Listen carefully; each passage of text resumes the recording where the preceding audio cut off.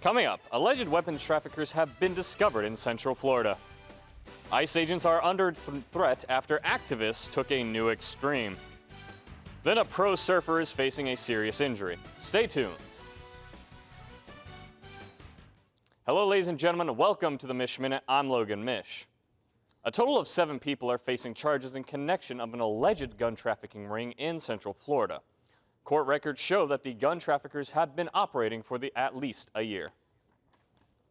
The suspected gun traffickers allegedly produce hundreds of firearms, machine guns, machine gun conversion devices, and high-capacity magazines.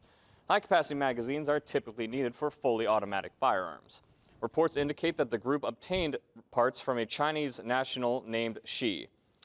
The equipment was manufactured at one of the alleged criminal property, Jose Emmanuel Rodriguez, a 32-year-old man in Kissimmee. The group is facing multiple charges, including unlicensed gun dealing and aiding and abetting. On February 20th, law enforcement obtained search warrants for the properties connected to the ring, and they discovered firearms and drug paraphernalia, which can be used to produce, hide, or consume illegal drugs. The NTSB are investigating a recent plane crash involving a seaplane which splashed down in Lake Dora. The crash happened around 2:10 p.m., both people on board, a pilot and passenger, miraculously surviving, with one only sustaining minor injuries and the other hospitalized for facial injuries. Wreckage of the crash has begun to be cleared from the waters after crews worked several hours. However, the cleanup crews have still issued warnings over potential safety risks from mist debris. The cause of the crash is still unknown. Intern, bagel me.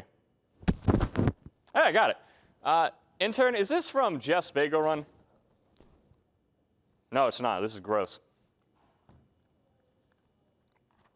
Well, darn. Guess it'll have to do.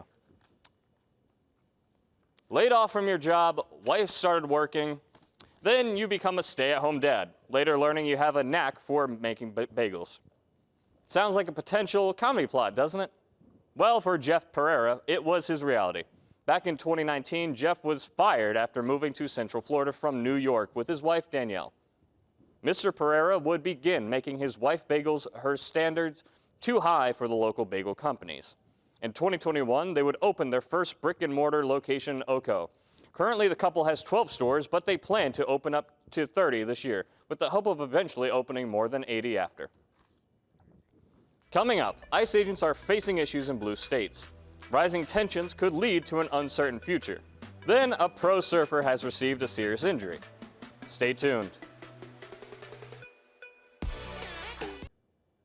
Hello, ladies and gentlemen, and welcome back to the Mish Minute. I'm Logan Mish.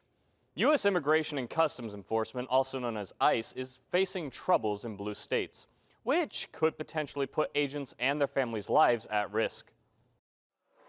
You're not a police commissioner. Take that badge off your chest, put it in the desk drawer. Because you became a politician, you forgot what it's like to be a cop. Anti-ICE activists in California have begun putting up flyers. These have shown ICE agents' faces, names, and personal phone numbers up across the south of the state. As reported by multiple federal law enforcement sources, a Department of Homeland Security spokesperson told Fox, quote, "These pathetic activists are putting targets on the backs of our law enforcement as they shield MS-13, Tren de Aragua, and other vicious gangs that traffic women and children." An FBI spokesperson in Los Angeles has warned that interference with law enforcement could result in prosecution. Threats are always looming. It feels like every month there is a new potential world-ending issue. With rising world tensions, anything is possible for the future of ourselves and the world. EMP, electromagnetic pulse, is generated when a small nuclear weapon, 40 to 60 kiloton, about 3 times the size of a Hiroshima bomb, is detonated 200 miles out in space above the United States. The threat of nuclear and EMP attacks is on the rise as tensions in the world continue to raise. According to Fox News, President Donald Trump has called for the immediate construction of a new defense system across the United States. To immediately begin the construction of a state-of-the-art Iron Dome missile defense shield, which will be able to protect Americans. You know, we protect other countries. Joseph J. Brettel, communications and former energy spokesperson, wrote to Fox saying the electrical grid is, quote, in need of desperate investment and modernization. If an EMP attack were to happen over the United States, the power grid would likely be crippled, if not wiped out for potentially months. William R. Forsyth spoke of what could happen if there was a successful EMP attack over the United States. It sets up an electrostatic discharge. The technical term for that is Compton effect, which cascades electrostatic discharge, which cascades to the Earth's surface, feeds into the millions of miles of wires, which now become antenna, feeds this into the power grid, overloads the grid, and blows it out.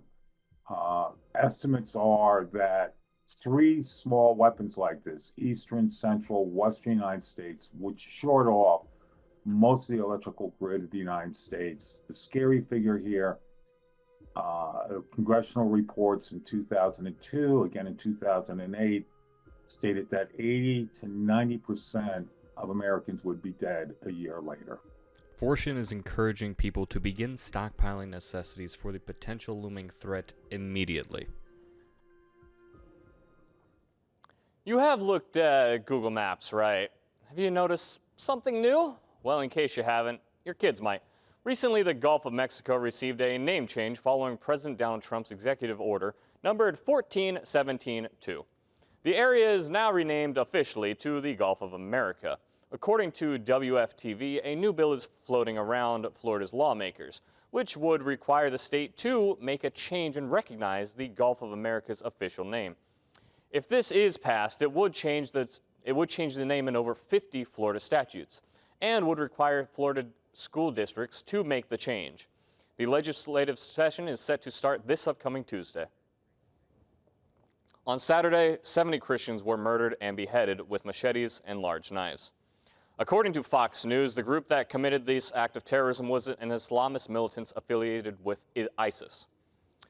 According to the Global Fight Against Terrorism funding organization, all 70 bodies were discovered in a church in the village of Kasanga. Over the past 5 weeks, the Democratic Republic of Congo has been facing a new threat. A new disease reportedly transferred to humans after 3 children ate a bat has caused over 50 deaths. In most cases, the symptoms consist of fever, vomiting, and internal bleeding, death typically occurring within 48 hours of the first set of symptoms. Over the last decade, the rate at which humans catch disease from eating wild animals has jumped more than 60%, according to WHO. Coming up, a surfer has received injuries in Hawaii. Then news on Justin Tucker. Stay tuned. Worry swept over a beach in Hawaii after American pro surfer Mackay McNamara was knocked unconscious. According to Ellie Olson, a friend of McNamara, the incident was, quote, a freak accident. It was just a bad wave and he went headfirst into the reef. The area McNamara was surfing at is named Bonsai Pipeline. Typically, most consider it to be one of the most dangerous surf breaks. Upon getting knocked unconscious from hitting his head, it would take around 2 minutes before anyone could pull him from beneath the water. Eventually, the surfer gained consciousness. Later, McNamara was transported to a local hospital where doctors would put him into a medically induced coma for 3 days. McNamara's father, Liam, posted on Instagram, quote, "It's been 24 hours since the incident and he's on his road to recovery." It is expected that McNamara will remain in the hospital for the next 2 days. Baltimore Ravens kicker Justin Tucker spoke to Outkick during his first public comments since recent sexual misconduct accusations. Since January, 16 separate massage therapists have accused Tucker of sexual misconduct and inappropriate behavior during sessions between 2012 to 2016 at 8 spas across Baltimore. Tucker and his legal team have denied allegations and have said they are determined to clear the kicker's name. Tucker spoke to Outkick saying, quote, "Throughout the last 4 weeks, I have spent countless hours replaying every interaction I have had with bodywork professionals over the last 13 years. I have never intended to disrespect anyone, cross any boundary, or make anyone feel uncomfortable in any way whatsoever." Following the Super Bowl, someone off the field had taken heat. Taylor Swift had been met with boos over applause at the Super Bowl, showing NFL fans' disapproval with the star. Coach Andy Reid complimented how Swift handled the scrutiny, saying, quote, "She's a good girl. She handles that whole thing the right way. That's a tough way to deal. She does a great job of handling it." Thank you, ladies and gentlemen, for watching. For the Mish Minute, I'm Logan Mish. Have a good one.